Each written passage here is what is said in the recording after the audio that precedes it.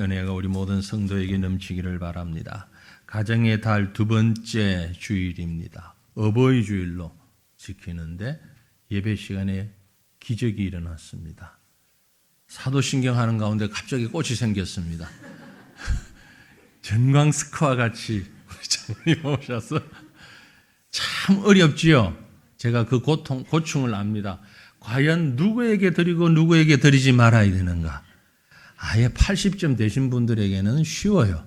60대에 해당되는 분들 드리면 안 받으려고 그러고 안 드리면 서운해할 것 같고 이게 70만 넘어가도 별로 걱정이 안 됩니다. 딱 60대가 항상 매년 아예 그 법을 좀 정해놓을까 싶기도 하고 사실은 제가 밖에서 달아라고 그러는데 안 달고 올라왔는데 해보니까 설교할 때 좀 떨어질까 봐 신경이 쓰여서 좀 그래요. 근데 또 기적같이 생겼으니까 그래도 달고 있으랍니다. 예. 사실은 제가 늘 말씀드립니다만은 이 꽃은 자녀들이 다는 거거든요. 부모가 다는 게 아니고 부모의 마음을 가슴에 새기겠습니다. 그러면서 자녀의 가슴에 다는데 지금 우리 교회는 보니까 어른이 많이 계시고 자녀는 몇 분 안 계십니다. 예, 꽃을 단 분들만 자녀이신 것 같으십니다. 우리가 지나오는 사회적인 관례니까 가만히 그 생각했어요. 기준을 정하면 되겠다.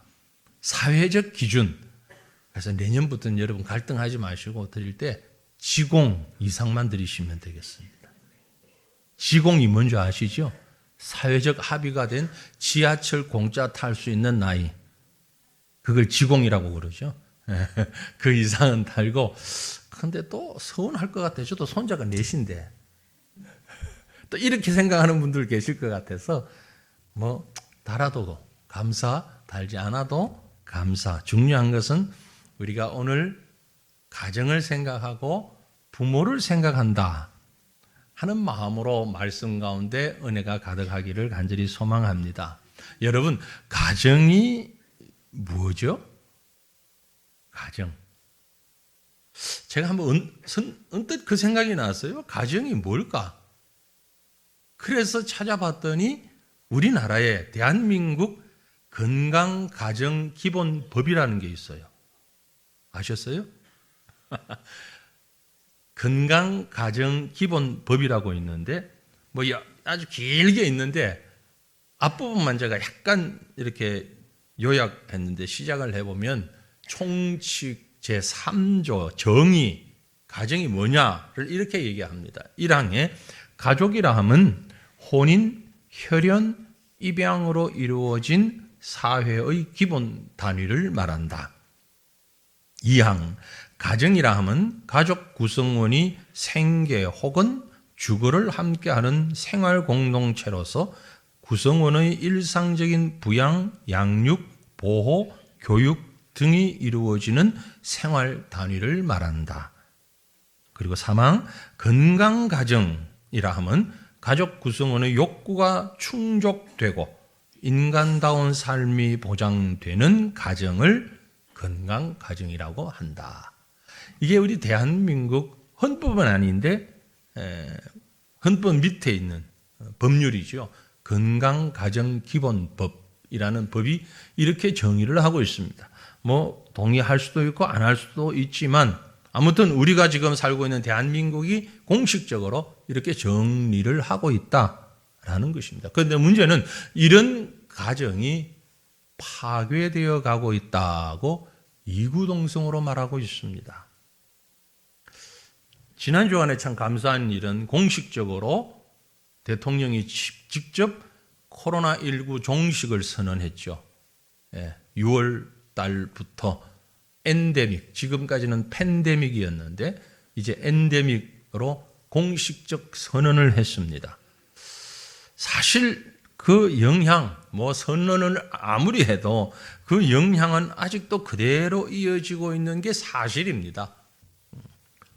오늘은 보니까 마스크를 쓴 분보다 안 쓴 분이 더 많네요. 훨씬 많네요. 쓰든 안 쓰든 자유로운데 이제는 반드시 마스크를 써야 되는 곳이 아주 제한되어 있습니다. 병원 입원실, 그 외에는 다 뭐 자율에 맡긴다 이렇게 되어 있는데 이 참 어려운 일입니다. 그래서 제가 지난 주간에 우연히 한 글을 보다가 어떤 분이 쓴 글을 보면서 상당히 공감을 했어요. 그러면서 일부는 또 조금 다른 생각도 되고 하길래 제가 그분의 글을 조금 제 나름대로 수정 가미했습니다. 그래서 100% 그분의 글은 아니고 100% 제 글도 아니고 그분의 글을 기준으로 해서 조금 바꾸어서 이렇게 한번 정리를 해봅니다. 코로나19라고 하는 이례적인 장기 질병 이 상황이 심각하게 우리에게 경제적인 어려움을 몰고 왔지요. 맞습니다.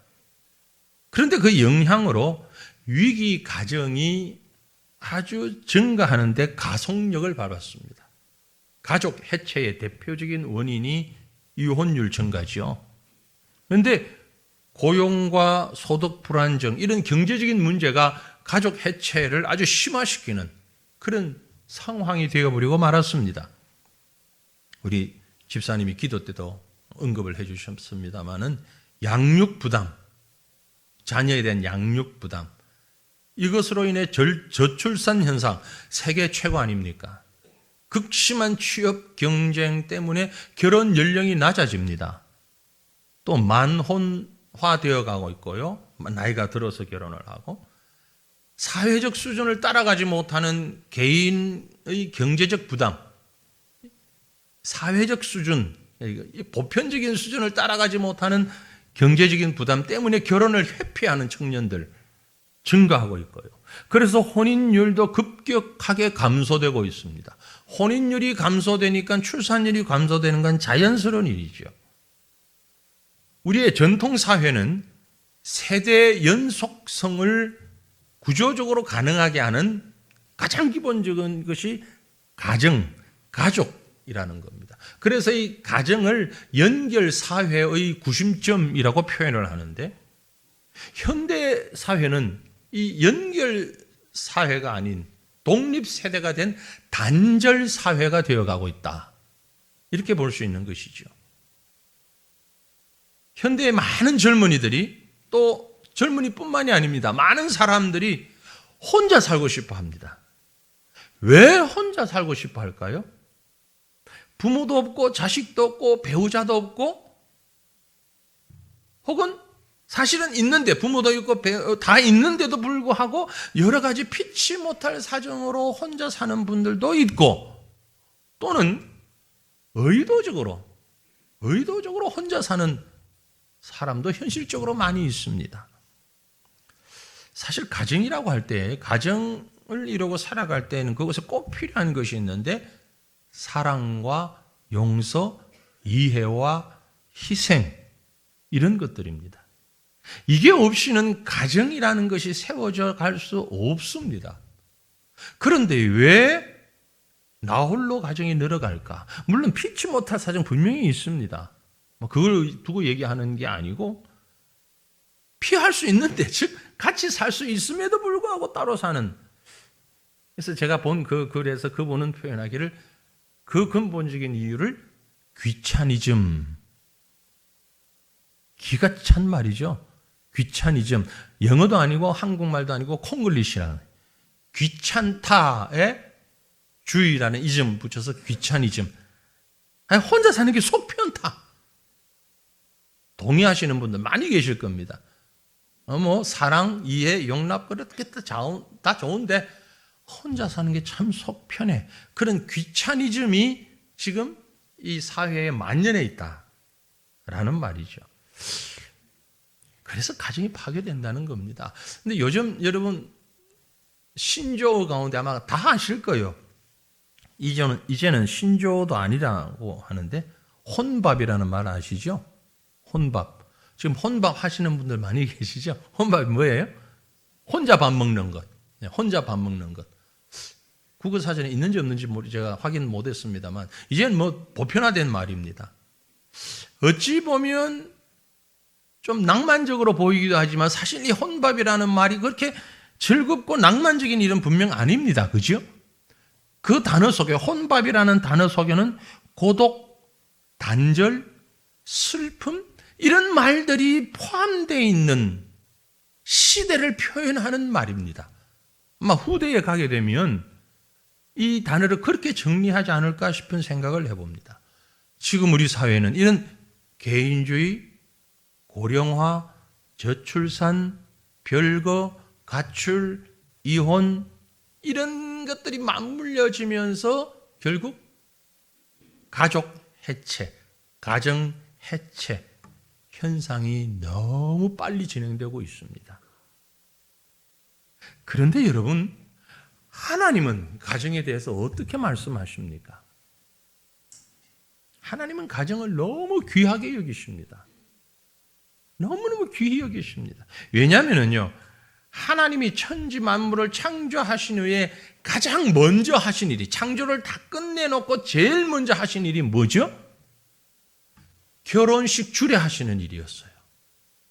결혼 주례하셨어요. 신랑 아담군, 신부 하와양. 하나님이 제일 먼저 결혼식 주례부터 하셨어요. 주례사가 성경에 기록되어 있습니다. 창세기 1장 28절에서 31절 사이에 보면 주례사가 있는데 그 주례사 중에 명령이 있어요.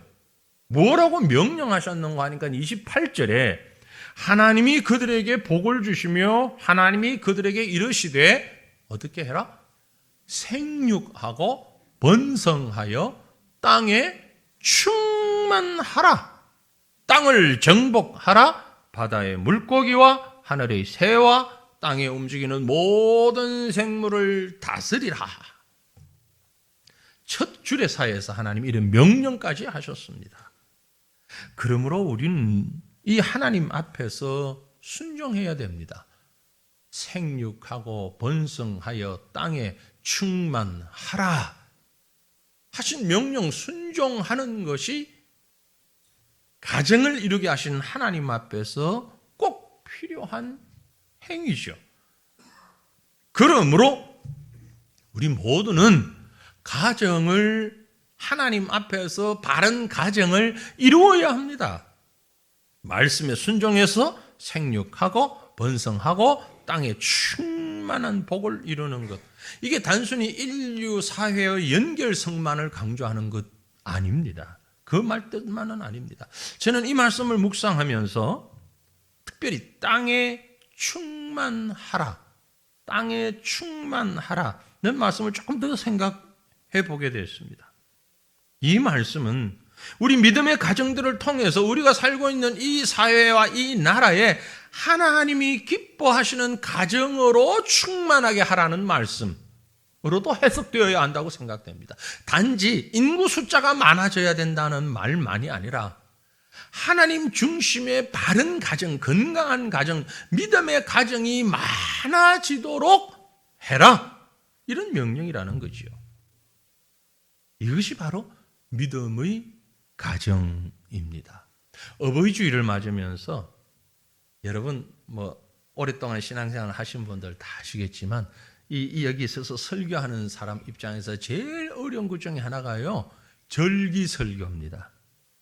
맨날 똑같은 부활주일하는 부활 설교해야 되고요, 성탄절에는 성탄 설교해야 되고요, 어버이 주일날 맨날 어버이 공경하라 얘기해야 되고요, 어린이주일날 어린이 사랑하라 똑같은 말인데 하고 나면 또 교인들 뭐래요? 작년에 했던 설교 아닙니까? 목사님 그 설교 전에도 했는데요? 기억은 없으면서 성경책에 약간 적어놓은 거 그거 보고 또 기억이나 하면서 말하면 얄밉지는 않지. 이거 저는 했는데요?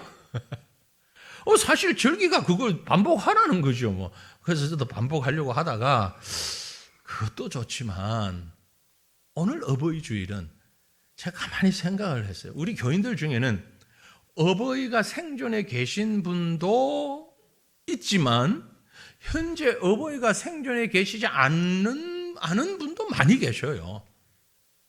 정확히 세지는 않았지만 거의 반반 되지 않겠나 싶어요. 옛날에는 생존해 계시지 않는 분이 훨씬 많았는데 지금은 이제 거의 반반 이상 이렇게 생존해 계신 분도 있고 또 생존하지 않으신 분도 있고, 근데 맨날 돌아가신 어버이 공경해라 그러면 후회만 하지. 그것도 참 아니다. 그래서 뒤집어 놓고 보니까 그런 분들은 또 누군가의 어버이예요. 그죠? 부모예요.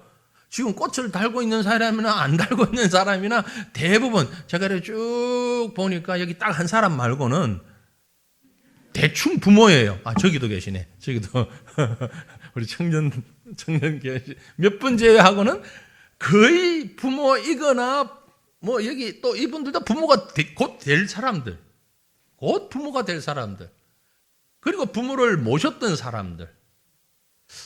그래서 부모, 어버이를 조금 확대시켜서 부모라는 것에 좀 초점을 맞추고 말씀을 나눠야 되겠다는 생각을 했습니다. 그래서 그 부모가 이루어가는 가정은 하나님 앞에서 하나님의 주례사 따라서 이루어가는 믿음의 가정이 아닐까. 그런 가정이 어디 있나 보니까 성경에 모세의 가정이 있어요. 모세의 가정이. 그래서 본문을 다 정해놓고 이제 묵상하면서 설교를 준비하는데 마침 오늘 헌금 찬양을 또 그걸 한대요. 너무 잘 됐다 그래가지고는 제가 좀 맞췄어요. 일부러 맞춘 건 아니고. 정말 멋진 가정, 믿음의 가정. 그 가정, 모세가 태어났던 요게벳. 요게벳은 모세 엄마의 이름이고 모세의 아버지 이름은 아므람. 아므람과 요게벳의 가정 한번 생각해 보기를 원합니다. 모세라는 특출한 인물이 인류 역사에 있었죠. 이스라엘 역사 속에 실존했던 인물입니다. 이런 아주 대단한 인물이 태어나고 믿음으로 성장하고 영향을 미친 이런 사람이 우리 가정에 많이 나올 수 있기를 주님 이름으로 축원합니다. 똑같은 모세는 아니지만, 그죠? 모세 같은 대단한 인물이 여러분의 가정에 여러분의 후손들 가운데 나오면 얼마나 좋겠습니까? 그러면 자연스럽게 우리가 모세의 가정이 어떤 가정이었는가를 한번 짚어볼 필요가 있잖아요. 그 가정은 한마디로 믿음의 가정입니다. 믿음의 가정. 뭘 보고 믿음의 가정이라고 볼 수 있냐? 몇 가지 내용이 있는데요. 간단하게 몇 가지를 요약하면 믿음의 가정은요. 믿음의 결단이 있는 가정이에요. 믿음의 결단. 자, 여러분의 가정을 이렇게 생각하시면서 말씀을 한번 묵상해 보시길 바랍니다. 믿음의 결단이 있는 가정인가? 이게 믿음의 가정입니다.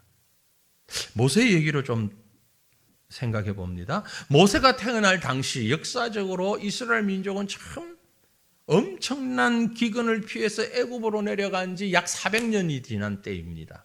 그죠? 그 역사는 아시죠? 이미. 요셉을 통해서 하나님이 요셉을 먼저 보내셨고 요셉을 통해서 야곱의 가족들, 야곱의 이름이 이스라엘이니까 처음엔 한 70여 명이 출애굽기 1장에 보면 70여 명이 혹은 창세기 끝부분에 보면 60 몇 명 얘기하기도 하고 거의 70여 명이 애굽으로 내려갔어요.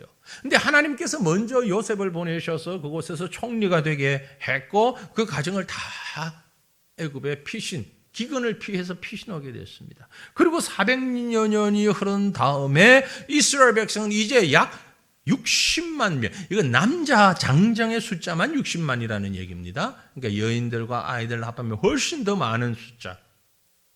대민족이 됐습니다. 이에 위협을 느낀 애굽의 왕과 애굽의 지도자들이 갖은 방법으로 이스라엘 백성들을 학대하다가 이들은 400여 년 전 요셉의 얘기 전혀 알지 못하던 사람들이죠. 새 왕이 정권을 잡으면서 말도 안 되는 왕명을 내렸는데 이스라엘의 사람들은 남자아이를 낳으면 다 죽여라. 이런 남아 유아 대학살 명령. 말도 안 되는 명령을 내렸죠. 이래 어쨌든 이스라엘 백성에게는 엄청난 고난이 부딪혀 온 겁니다. 사람이 살 수 있는 세상이 아니잖아요. 아이를 낳으면 다 죽여라. 그런 상황인데 이런 상황 속에서 모세라는 인물이 이 땅에 오게 되고 그 모세를 맞는 가정의 모습이 오늘 본문에 기록되어 있는 것입니다. 한마디로 이 살인적인 광란의 상황에서 마치 예수님이 이 땅에 오실 때와 아주 비슷한 그런 상황에서, 그래서 어떤 사람들은 이 모세의 출생을 예수님 탄생의 전주곡으로 해석을 하는 분들도 있습니다. 이 상황에서 모세의 가정은 정말 대단한 믿음의 가정이다라고 말할 수 있습니다. 뭘 근거로, 왜 그렇게 말할 수 있느냐? 뭐 여러 가지 있지만 오늘 본문에 보면 1절에 이런 말씀이 기록되어 있습니다. 레위 가족 중 한 사람이 가서 레위 여자에게 장가 들어. 이 표현이 아주 독특해요. 일상적인 성경의 표현이 아닙니다. 우리도 마찬가지고 이스라엘도 마찬가지입니다. 결혼한다 할 때 물론 요즘은 장가 간다라는 얘기도 많이 하지만 그 이전에 시집 간다 그러죠. 그러죠? 시집 간다. 그래서 결혼을 하게 되면 뭐 서양도 지금 그래요. 성씨가 남자 성으로 바뀌어 버려요. 우리나라도 대부분이 아이를 낳으면 아빠 성 따라갑니다. 엄마 성 따라가지 않고. 그 중심이 남자예요. 그리고 여인이 들어와서 가정을 이루는 거예요. 이스라엘도 마찬가지였습니다. 그런데 오늘 1절 말씀은 누가 중심이냐면은 여자가 중심이에요. 남자가 한 사람이 가서 여자에게 장가 들었다라는 표현이 나옵니다. 성경 어디에도 장가 들었다라는 표현은 거의 안 나옵니다.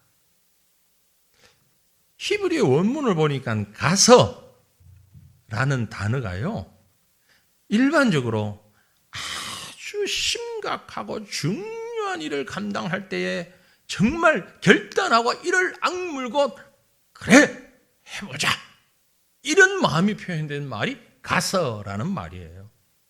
즉 아므람이라고 하는 한 사람이 요게벳이라고 하는 한 여자에게 장가드는 일이 일상적인 일이 아니고 매우 어려운 상황에서 결단을 내려야 하는 형편이었다. 필사각오를 가지고 선택했다. 그런 의미가 이 단어 속에, 이 문장 속에 포함되어 있다는 말이에요. 왜요? 극심한 박해 속에서 자기 혈통을 지키기 위해서는 육신적으로 평안함이 보장되는 애굽 여인과의 결혼을 하게 되면 아무 문제가 없는 거예요. 애굽은 그 정책을 폈던 거예요. 지금 혼혈 정책. 이스라엘 백성이 애굽 사람들과 결혼을 해서 자연스럽게 이스라엘에는 유대 민족이 없어지고 애굽 같은 민족이 되어지기를 원하면서 이스라엘의 남자아이를 낳으면 죽여라는 명령을 내린 거예요. 그러니까 이스라엘 유대인 남자 입장으로 유대인 여자를 찾아서 결혼을 한다는 얘기는 쉬운 일이 아니라는 말이에요. 결단을 내려야 하는 형편이라는 얘기입니다.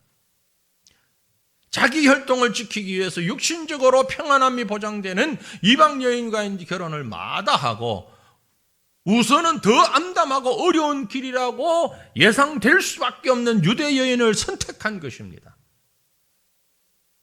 이것은 후에 모세가 애굽을 버리고 이스라엘을 택하는 것과 동일한 맥락입니다. 분명하고 정확한 결단이 있는 가정의 행복은 약속되는 것입니다. 믿음은 뭐냐? 믿음 위에서 행하고자 할 때는 분명한 결단이 있어야 된다는 얘기입니다.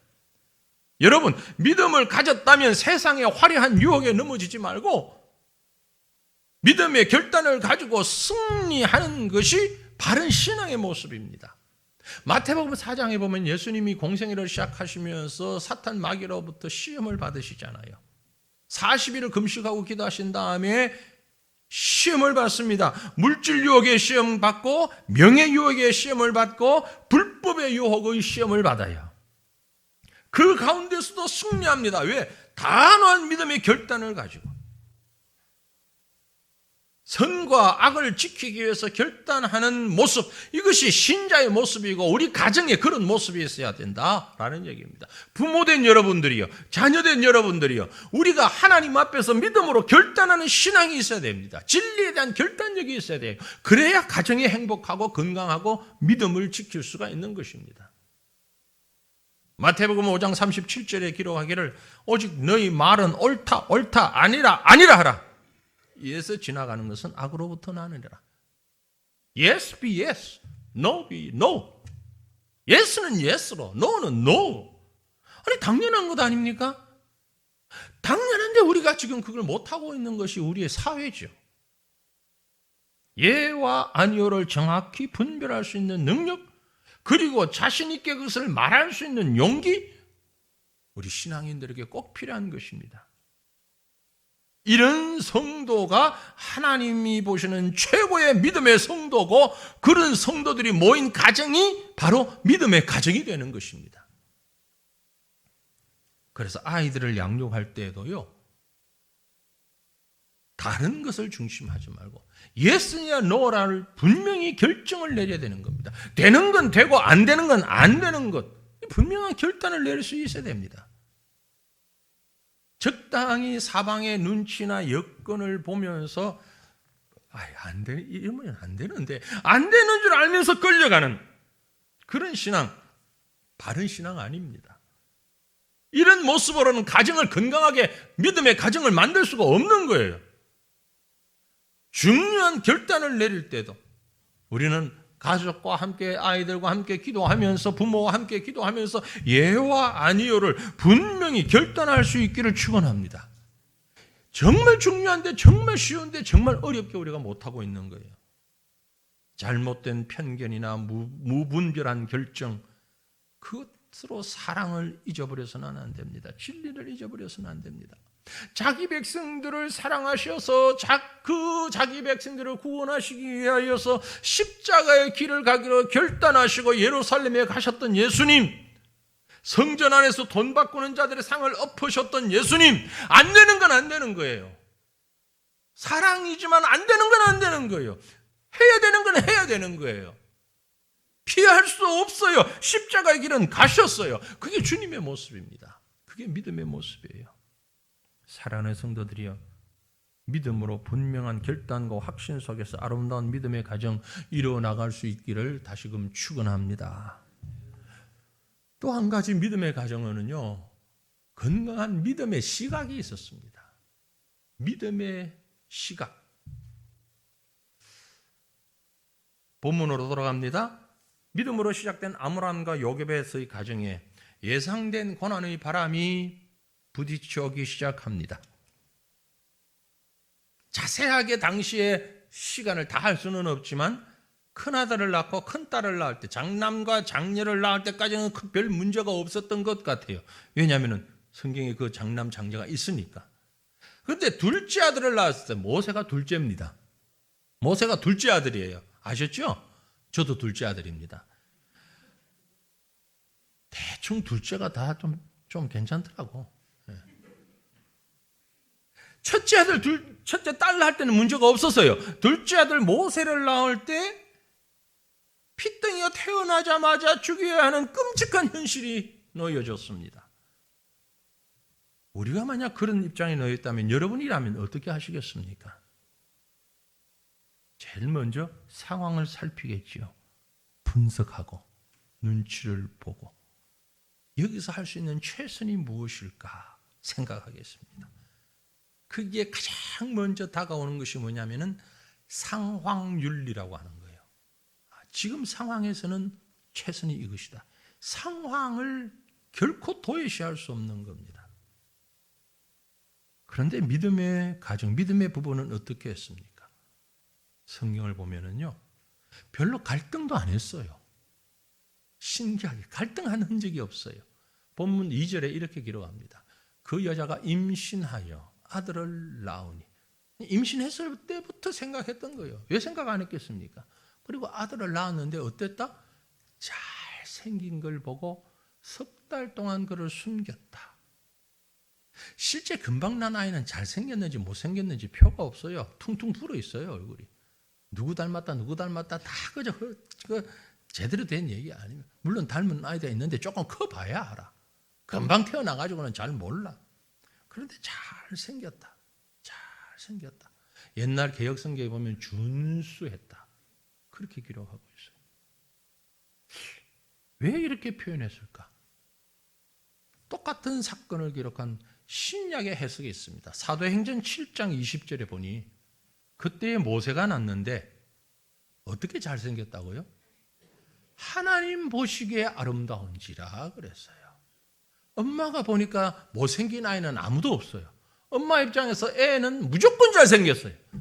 아빠 입장에서 애는 무조건 천재예요. 엄마 아빠 말들은 거짓말쟁이에요, 사실. 본의 아니게. 그죠? 네, 엄마 아빠는 거짓말쟁이가 많아요. 무조건 잘생겼고 무조건 미스 코리아고 무조건 장군감이고 대통령감이고 다 잘생겼어. 그런데 문제는 하나님 보시기에 어떤가?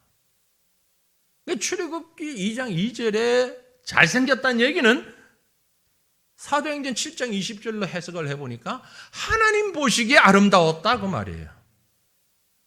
믿음으로 그 자녀를 보니, 하나님의 시각으로 자녀를 보니 아름답고 준수하고 잘생겼어요. 왜요? 하나님의 능력이 그와 함께 할 것이기 때문에.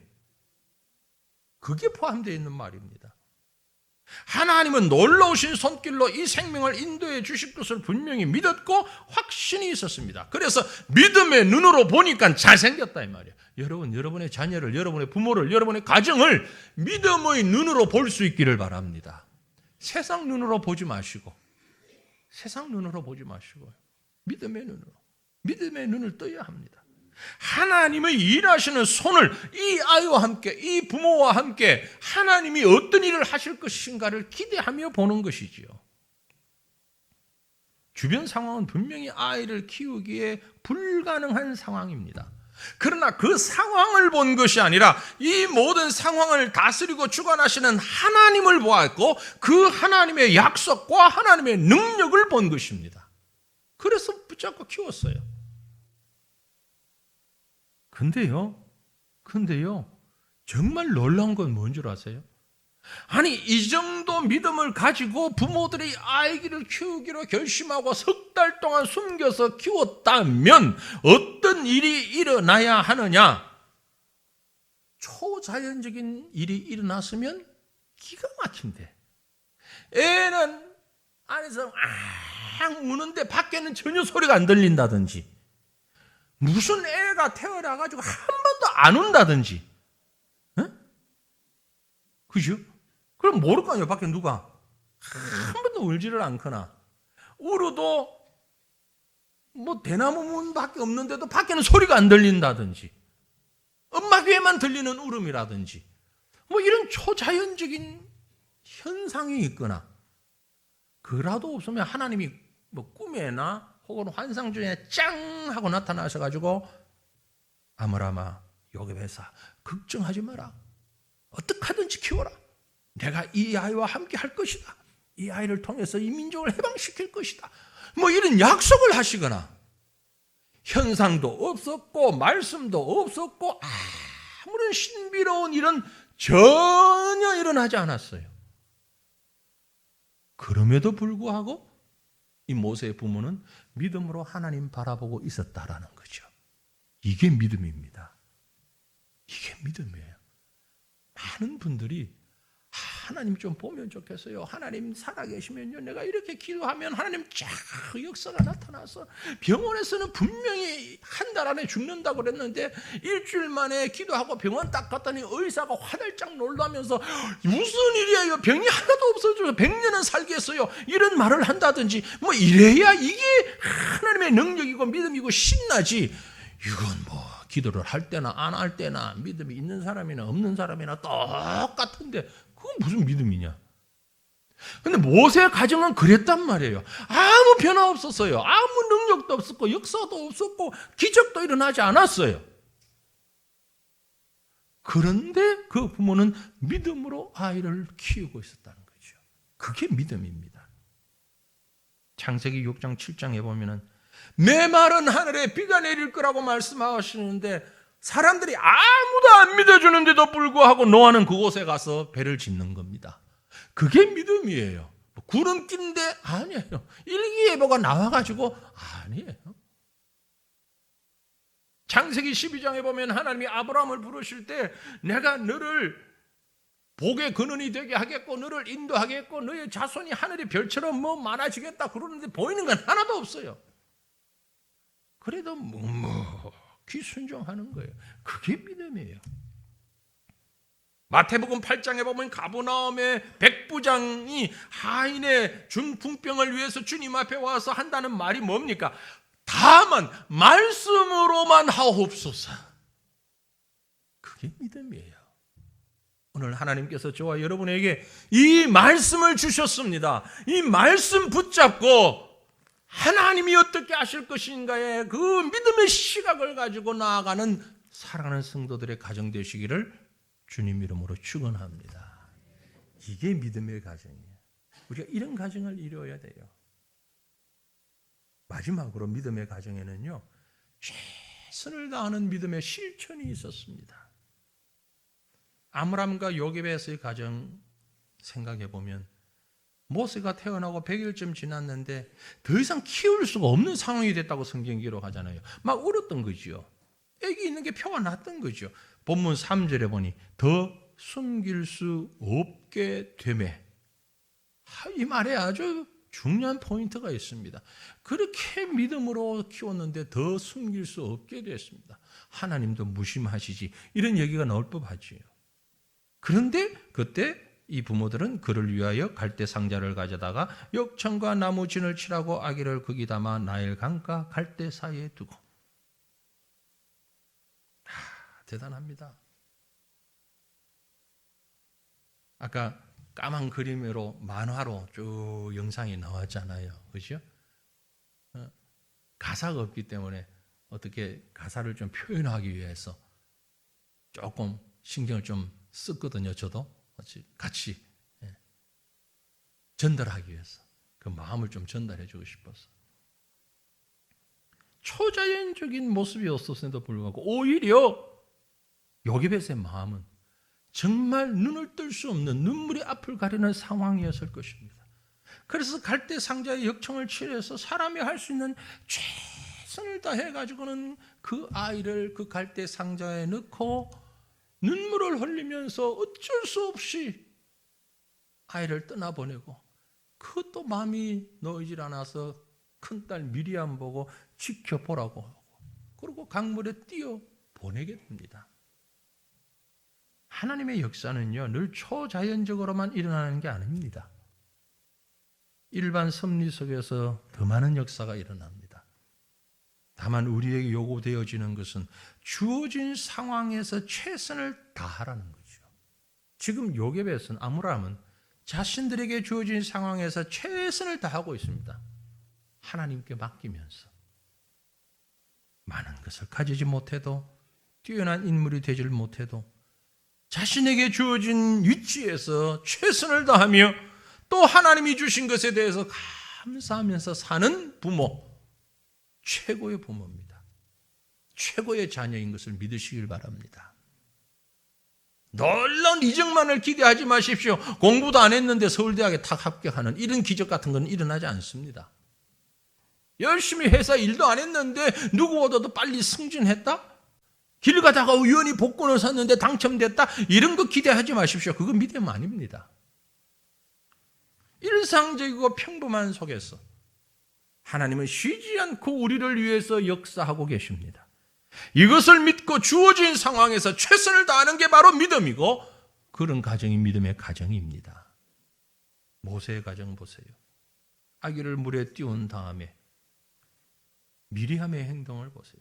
숨어서 상황을 지켜보고 있습니다. 하나님께서 역사를 어떻게 진행시켜 나갈 것인가 기대를 가지고 살펴보고 있습니다.